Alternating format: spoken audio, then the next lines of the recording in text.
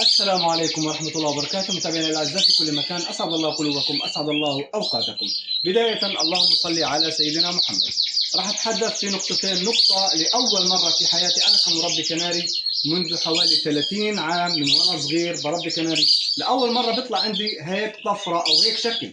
فهل هذا طفرة؟ أنا بسألكم أنتم كمتابعين، إذا في حدا بيعرف أو مر عليه هذا الشكل.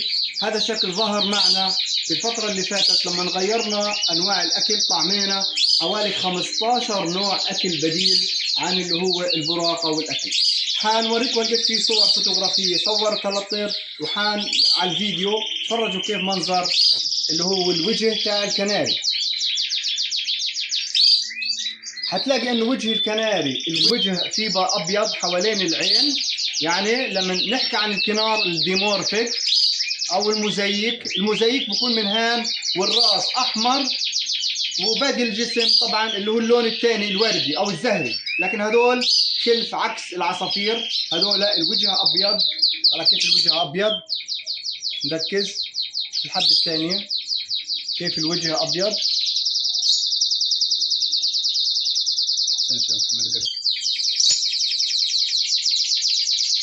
طبعا زي ما انتم شايفين الوجه ابيض وتحت العين ابيض، وباقي الجسم اللي هو اللون العادي. ان شاء الله تكونوا شفتوا اشي جديد في عالم الكناري، وجه ابيض وباقي اللون اللي هو اصفر كامل ليموني او خوخي اللي هو ريد فاكتور. الظاهره التي تحدث عند معظم المربين، الا ما تلاقي في مزرعه في عصفوره او اكثر انثى، طبعا نحكي عن انثى الكناري، بتظل شغاله طول الموسم شغاله، فبتتعب، فممكن انها تموت. فبتلاقي المتابع بيقول كيف اوقف الانتاج. تمام. هذا يا جماعه لانك انت بتستخدم طبعا الاضاءه الطبيعيه زائد اللي هو الاضاءه الكهرباء، يعني زائد اللي هو النهار. يعني بكون عندك النهار 14 ساعه وفوق 14 15 16 وهكذا.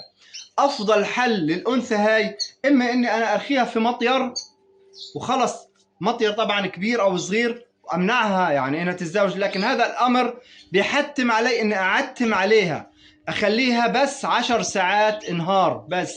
يعني يفضل اذا كنا في هاي الاشهر حاليا عندك انثى زي هيك، يفضل انك تطفي الضوء عليهم المغرب مباشرة، يعني يناموا مثل الطبيعة مثل الطير اللي برا. لكن اذا معاها طيور تاني شغالين، فانقل هاي الانتاج في مكان اخر، تقدر انت تتحكم في الاضاءة. هي تنام المغرب، باقي الطير الشغال خلص يضل عليه اضاءة. هاي الانثى اللي انت خايف تموت من كثر ما اشتغلت، مش راضي تقف، سنتين واصلت سنة بسنة، موسم بموسم، خايف تموت، لا، هاي انقلها في مكان تتحكم انت في الاضاءة، تطفي عليها الضوء المغرب.